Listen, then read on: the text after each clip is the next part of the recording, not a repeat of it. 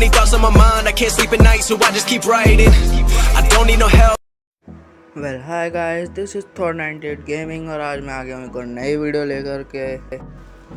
तो आज की वीडियो एक बहुत ही खास टॉपिक पर होने वाली है कि बहुत लोगों को प्रॉब्लम आती है अपने साउंड इफ़ेक्ट्स लाने के लिए वाइन्स चैनल में। तो वाइन्स चैनल में साउंड इफ़ेक्ट लाने का एक नया तरीका है, वीडियो को ही हम मतलब साउंड में कन्वर्ट कर सकते हैं। तो वीडियो की एक ऐसी वेबसाइट लाएं जो वीडियो को साउंड में कन्वर्ट कर सकते हैं। लेकिन उससे पहले आपने हमारे चैनल को सब्सक्राइब नहीं किया है अभी तक, तो सब्सक्राइब कर दो।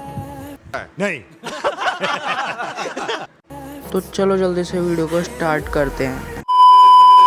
ना मैंने स्टार्ट करने का तो रहने दो।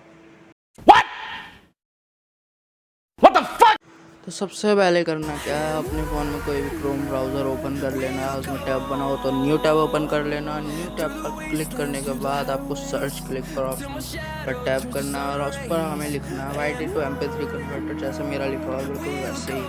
इसके सर्च होने के बाद फर्स्ट वेबसाइट पर क्लिक कर लेना, जो आपको वेबसाइट दिख रही है वो बिल्कुल सेम सर्च वाली।